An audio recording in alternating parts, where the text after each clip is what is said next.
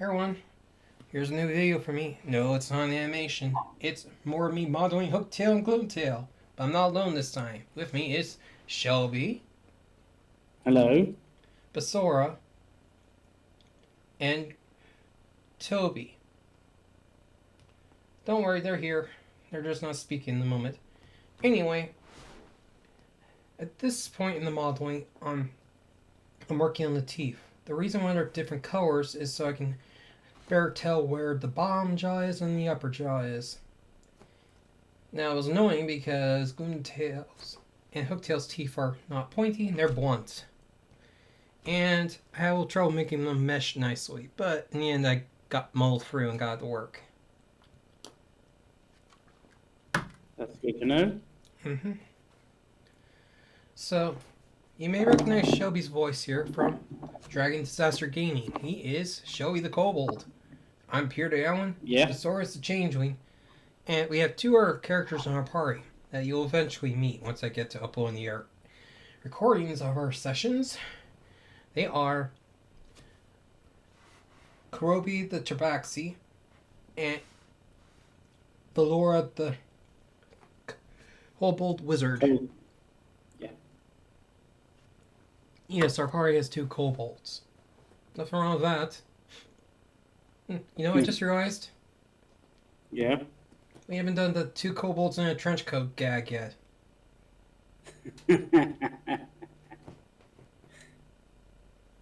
Yeah. Well, we haven't found a situation where that is required. So true. Though it'd be even more funny because you're somewhat, well, spoiler. But Yeah. yes, we must make a note to get a trench coat in our next session. If we have time for that. Or you could just borrow one of Peter's, you know, if his clothes weren't still a bit soiled. Note to self, get new clothes. Or at least magically clean them. Wait, does that mean I've been walking around in my feathers this whole time? No, you gave me a sheet, didn't you? I don't know. So tomorrow, oh, right here, I'm working on the neck. I decided it'd be best to do the neck, like make a copy of the neck itself, and do that separate from the body, which is what I'm doing here. So I can fiddle around, play with the shape of the spikes on the back of the neck till I was satisfied with them. Then I reattach the separate neck. Well, I take that neck and replace the one that's currently on Gloomtail with this neck. That way I can keep the rigging of the head and the rest of the body. Yeah. But since I'm still using the dirty rig, that, well, that wasn't really necessary, was it? Another reason was so I could focus solely on the edge flow of the neck without accidentally messing up the rest of the model. Yeah. I was saying tomorrow is when a new Sony game comes out. Hopefully one to make the utter disaster that was Concord forgotten. Astrobot. Apparently it has references to every single platformer and Sony property in video games, so I had to get it. It comes out. I'm not sure if I'll play it right away because, well, my gaming situation with PS5 isn't the best. But I'll let you know. Though I've seen some clips, and Shelby, we got Spyro. Cool. And Crash. Yeah. So that's something to look forward to. Hopefully. I agree. So Shelby, how was your day? All right. Just got a tiny bit soaked from the rain. Ooh, rain. That sounds lovely. We haven't had much rain here in a while. 15 days without, as far as I could... if I remember what the guy on the news said yesterday. Hopefully it'll rain this weekend. Yeah. Now, there are some games out there. I'm wondering if you have any interest in, Shelby. Hmm. Well, The you only seen me games play I have, Power Wash Simulator. Do you like it? yeah, it's definitely easy to watch. Well, would you like to play it too? It does support multiplayer. Hmm. I would like to if my computer would allow me to run them without issue. Maybe you should test that sometime. Hmm. Yeah, but let's not rush that. Fair enough. And So I heard something interesting about kookaburras. yeah, They got very thick asses apparently. I beg your pardon. Their ass is mostly cartilage. Okay. So when they get chased down, they go into a little burrow, but having their ass stick out like just moon whoever was trying to hunt them. And then when the Okay. hunter tries to eat them, well, they start twerking and bash the head of the predator against the roof of their burrow with their ass. Now I saw this on Twitter, so my knowledge may vary on how accurate that is. Hmm. Yeah, my brain's struggling to process that information. Me too, to be honest. At least I think that was what was a there. Maybe it was a wombat. I can't remember. I know it was some little furry animal. Now here in the modeling process, I'm working on the wings. Yeah. And did you know a lot of times wings are actually just arms, in a sense? Yeah. So it's good practice to keep that in mind when you're modeling. So that's why it's not one-to-one with the reference image. I also made the wings thinner than the reference image because, well, they seem a little cartoonishly thick. Mm-hmm. So I made them a little narrower. I think they look far better for it. See? Yeah. But then a little oddity happened while I was testing things. Somehow I managed to accidentally move the tip of the wing way off center somewhere. It was really annoying. First I thought, oh, I messed up the reference. No, I messed up the tip of the wing. It was really stupid. Hmm. I'm not sure we've gotten to that part in the video yet. Okay. Right now I'm just doing some more adjusting of the size of things. Yeah. Now, the reason why I put that plane there is simple. Well, actually I decided to move the reference there instead. It's so I can draw on it, like, use it as a surface to draw on with the grease pencil so I can draw the shape of the wing when it's more open than it is in the reference image.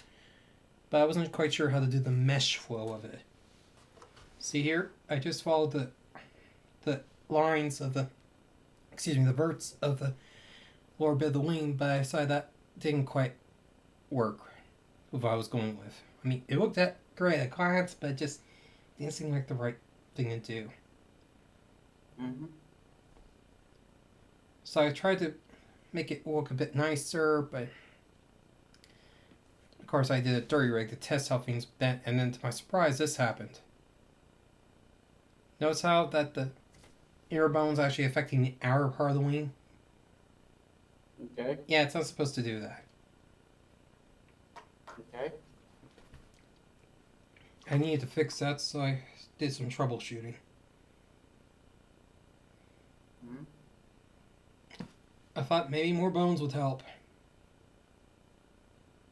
But first I was like, maybe it's just because it's a thin plane, so I made it thicker with a nice edge of the bomb. Reconnected it to the base, the main wing, and re-rigged it again to see if that fixed it.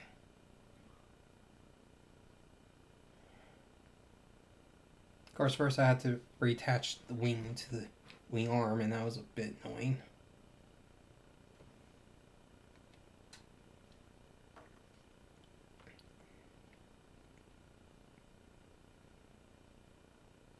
but I got it done. Okay. The reason why I extend it out like that so it can hide into the body of the dragon a bit better. So there we go, I test the rig again, and same problem still persists. Like, okay, that's annoying. Let me try fix it by adding more bones. I added more bones, because, fingers of the hand are the ribs of the wing. And I tried that, and did not help. Mm.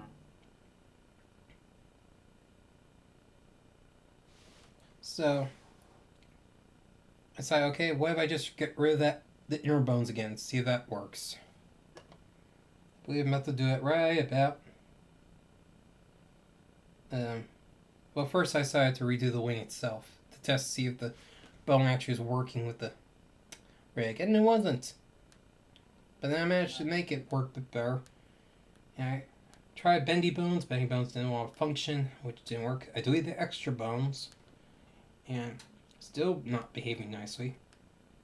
It was really freaking annoying.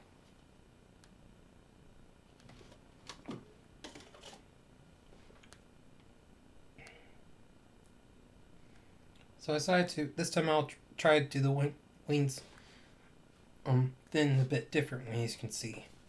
I drew a bare guy wire in there and drew a few lines of the grease pencil to test to see if it worked the way I want it to. And I was happy I decided to redo it again with more lines. Okay. This time being vertical lines so I can have better control of the shape of the wings. Burps and meshes in. Oops, did I forget the L break? Well, whatever. It's only like a few seconds. Hope that doesn't mean I forgot to L more breaks. That would be annoying.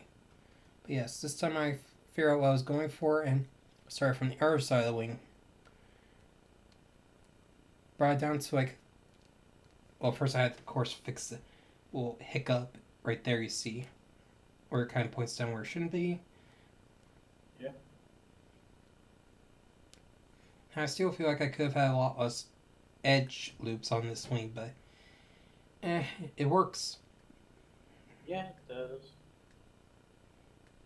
And now, magically, it decides to play ball with the rig. Mm. Now, before I trimmed this video down and sped it up, it was almost 5 hours long. At normal speed. And that's after editing out all the breaks. Okay. So now I gotta redo the thickness of the wing. But I realized, oops, that wouldn't work because the wing was actually intersecting with itself. So I had to figure out, okay, what went wrong here? See it crossing through itself. So I decided, okay, I'm gonna have to do this the hard way. Which is pretty much manipulate each and every vert. And then I realized it's only the bottom that's intersecting. So I'll figure that out a bit in the video.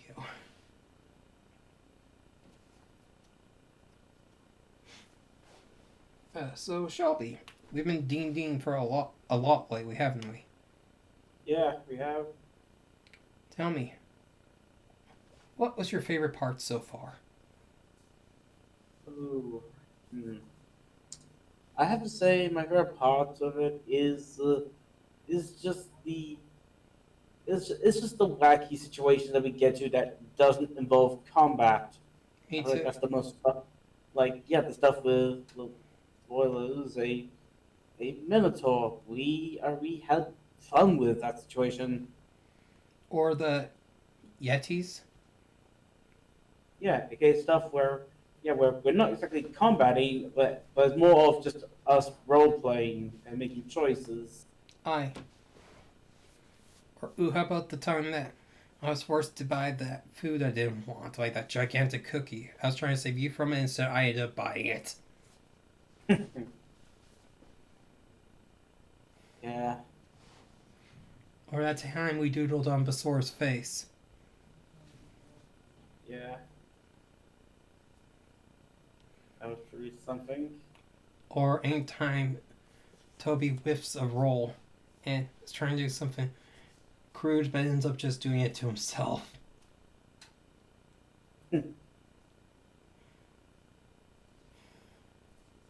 Or anytime Yeah. or anytime I end up getting ridiculed. Thanks for tomatoes. Yeah, but I definitely say that one of the bits that just made me just sort of face palm myself was is the moment that I was sort of made the main character. Yeah, isn't that something? It's your show and Yeah, we're just the co-stars.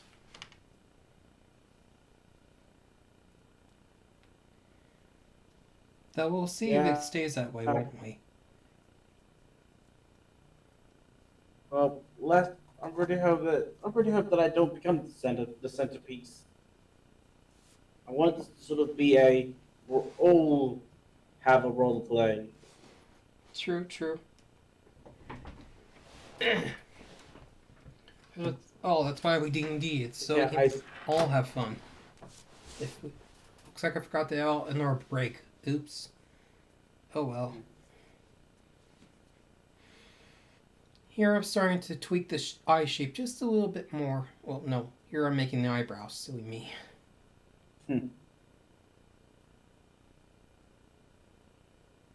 Just to make him a bit more... able to a bit more and add a little bit more angular features. They're really annoying to work with the geometry, but I mulled through in the end. Mm-hmm.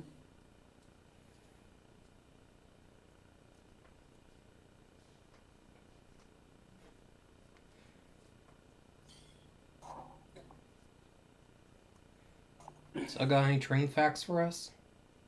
Um, Ooh, this part here, not to interrupt, is where I had the idea for what to do with the horns. I decided to make them star-shaped. But not like shaped like, oh, they're shaped like a star from the side. No, they're shaped like a star top-down. Like if you run your hands down from the tip to the base, it'd feel like the shape of a star. okay. You'll see what I mean in just a minute. I did this by first making a star shape, then taking the circle and adding some, well, verts in the circle path to force a star shape, and then used that as the bevel object for the path line, so it'd be a star shape no matter which way I bend it. Okay. Well, this is see. Well, before I offer train facts and stuff, I I'll be right back. Just gotta go use a loo. Okay. Anyway, here I'm setting up to make the horn spiral bit, so it replicates the sort of spiral that is in Gloom and Hooktail's horns in the game. Only making actual horns do that. And end up working beautifully for me. I love the result. Tin, gotta do it again. It's just so satisfying watching that horn come out. Follow the spiral, just ooh, so tasty. Of course, then I had to check the direction of the spiral and realize, whoops. Well, actually, first I had to count how many times it spiraled. Once I was happy with the length, I started tweaking the shape. And fixing a width. My voice is very dry today.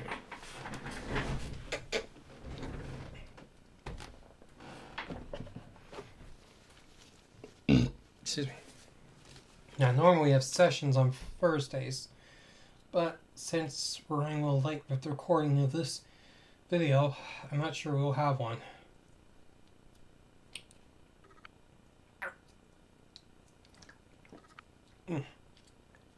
And to save on verts and lines and stuff, once I convert the curve into a mesh, I got to dissolve all extra all extra edge loops, as you can see here. This simplifies the shape. Possibly also great with more. Bleh. No, I'm not going to refilm this. This video is already 20 minutes in. I'm not going to redo the commentary. Sorry. Damn it, we'll do it live. So, Basora, are you still there? Yeah? Have you been enjoying our sessions? Yeah, why? Well, just want to know because, well, there's still more to come. I'm just resting because I'm still tired. Oh, that's fine. We can do the session tomorrow night. Matter of fact, we better do it tomorrow night. Hopefully I have returned. Welcome back, Shelby. Basora sadly is sleepy.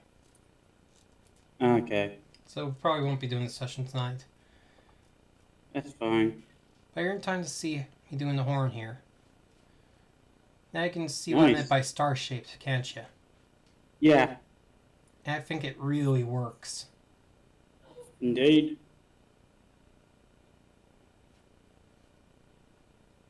I'm also removing more edge loops so I can simplify the geometry and have less verts to worry about. Mm-hmm.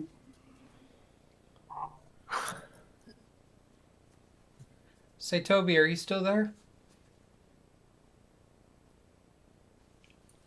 I'll take that as a no. Oh well. Toby is our barbarian, Kurobi, and he is quite the force of nature. Don't you agree, Shelby? Yeah. He hits like a truck, and he eats like a eats like a vacuum.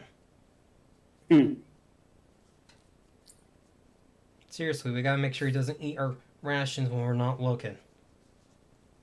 Yeah. Got something to add, Basora? Oh, here I had to redo the horn because I was happy with the shape.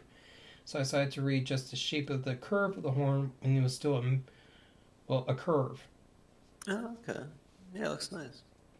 And now I gotta delete the extra edge loops again. Yep. But that's fine. Mm. I'm sure there's a faster way to do this in the settings, but I don't know where that setting is.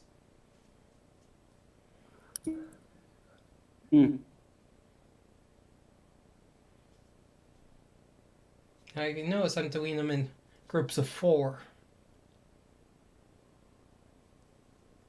That way I can keep sort of a consistent geometry going. Okay. And I'm much more happy with the shape of this horn than I had with the other one. Indeed. Yes, I know it's not as springy as the one that is on the original, but that's because it's not a spring of paper. It's a physical piece of horn.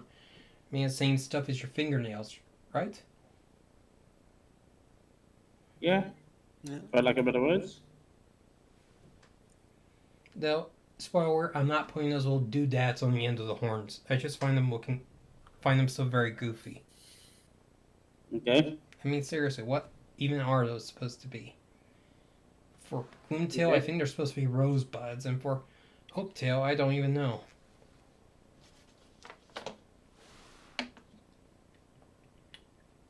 Mm.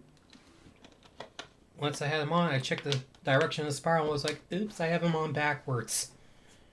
Oopsie. The spiral's going the wrong way. I fixed that later. Right now I'm working on the hook of hooktail and gloomtail. And I decided, what if it's just like their horns, only just a hook? There's 3 tails on gloomtail and hooktail, and I just found those tails kind of weird. I get it, that's why they're called that, but they're not called hook tails, they're called hook tail, singular. Well, hooktail is, and gloomtail is just, well, gloom. So say I'll make a hook at the end, but I'll make 3 hooks at the end. Okay. Like this.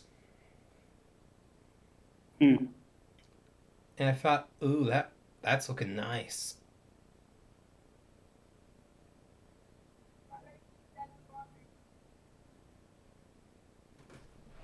And I made it also star shaped like the horn. And here I am again removing more edge loops. It's almost hypnotic to watch. Now, Shelby, I gotta ask, have you any plans for Heart, your little familiar lizard pet? I haven't really done much with Heart. Because, well, as far as I know, Heart doesn't have, as far as I know, have any magical powers or any connections to other realms. Yeah, but don't forget, you still have him. You could use him like Yeah, to get things from holes that you can't fit in. but for the time being, there's no situations that really call for Heart. True, but remember, this is RP. In a sense, Yeah, you must remember that these characters exist and not let them go forgotten. yeah. Well, I did put Heart on my character sheet, so I That's should good. really. Yeah. Oh, here I am about to rig the face. This can be one of the most tedious bits of rigging for me. You'll see why in a minute.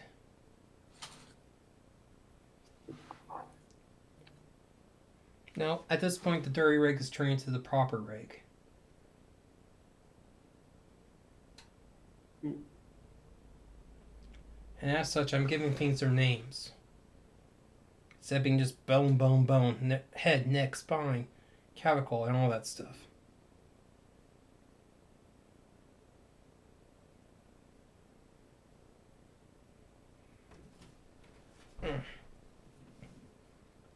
And the first thing I rig is the brow.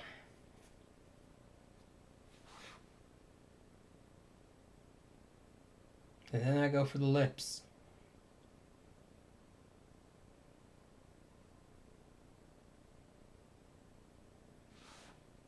I usually have a set of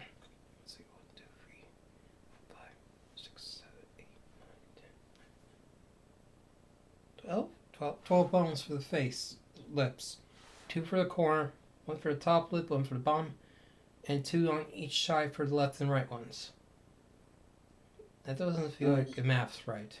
But yeah, this is why it can be annoying to do the face. Now I realized, oops, I haven't done the tongue yet, so I put the face on hold till I did the tongue. Now I trace over the teeth with a grease pencil again so I can get a tongue that can fit into space properly. Unfortunately, this one didn't want to play nice. But I was able to muddle through. Of course, because the way Gloom and Hooktail's head is placed, they're looking directly up, or I'm used to the character looking straight forward when I model. Okay. Which makes it a little trickier to make things like the tongue and the teeth. But as always, I muddle through somehow.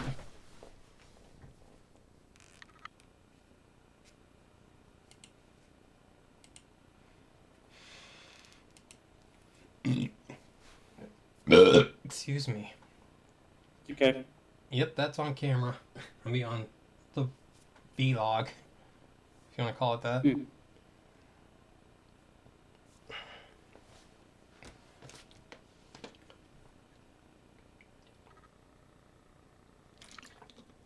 Now once the tongue is done, I'm going to see what the body itself. You notice how the body's like sliced? Like there's only half of the body. That's because there's a mirror mesh on him. And it's been on him since the head was made. Okay. And mirror mesh makes it so we do the left side happens to the right side, but there's no actual right side until you apply the mirror mesh. Sure, you can have a rigged model that's only half there, but in my experience, it's better to have the model actually be complete and not be like mirror meshed. Here I am testing to make the tongue sure the tongue bends properly.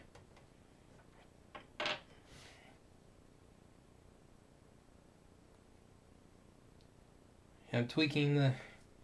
Now before I apply the mirror mesh, I'm going to make sure I have the UV map all set up.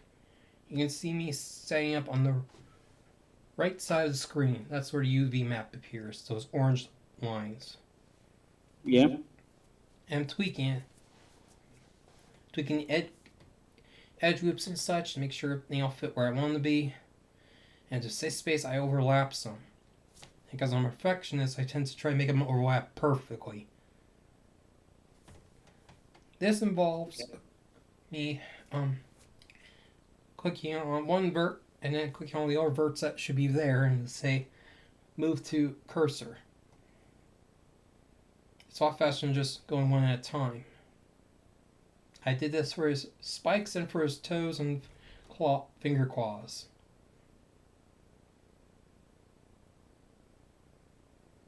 Yeah. It's satisfying too, but it takes forever to pull off.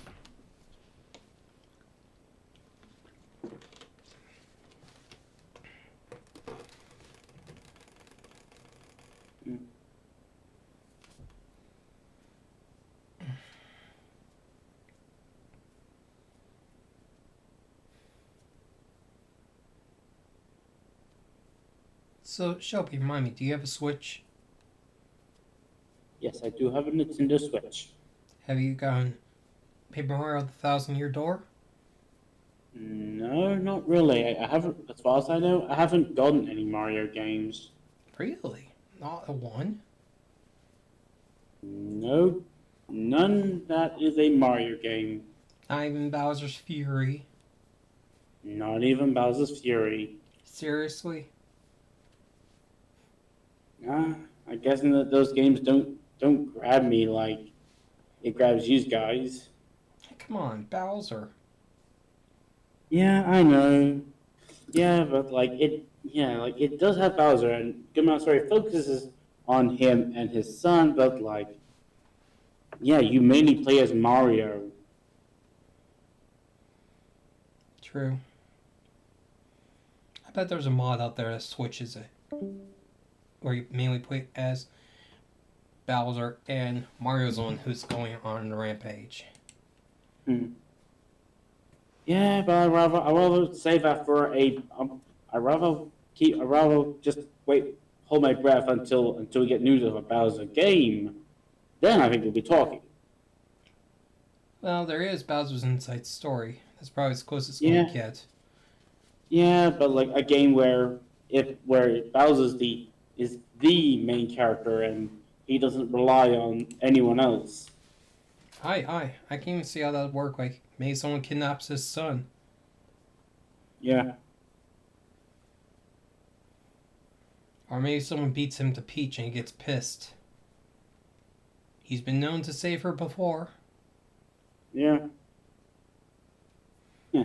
You know one thing that'd be funny if that ever happened? Like, you have to play as Bowser and you have to rescue Peach, and it ends with Peach going like, you know what? You deserve you deserve cake. You deserve your own cake.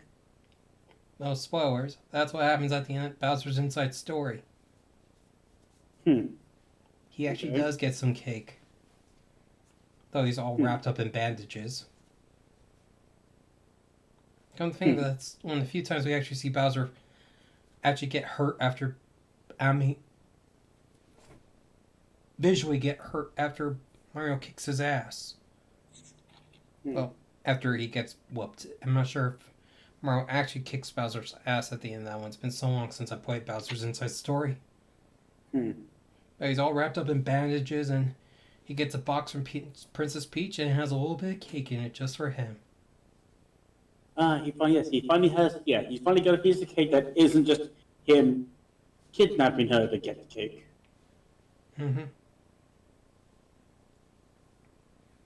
I really hope we get another Paper Mario game like the old ones and not like the gimmick Paper Marios. I mean, I played Sticker Star and it was good for a bit, but then I was on the final boss and I don't think I didn't go in prepared. I made sure I had all my best stickers ready. I was leveled up. I had plenty of super stickers like the fan and stuff. I went in and I got through the first fight. I was onto the bit where he's giant, and I ran out of stickers. He now had every single page available. And the game's not without mercy. It gives you some stickers to try to help you along. But you know what happens? It kept giving me jump stickers. Not hammer stickers, jump stickers. Bowser hurts you if you jump on his head in that fight. And he takes no damage. In other words, the game said, fuck you. Yeah, And it's definitely. Yeah. and Origami King, something similar happened. I beat the first phase of Ollie, then I went to like the sumo phase, and for some reason, no matter what I did, the switch wouldn't respond to it, and I lost again. Buttons, nothing. Joystick, nothing. Tapping the ground, nothing. Shaking the switch, nothing. Oh, look, we're at the end of the video.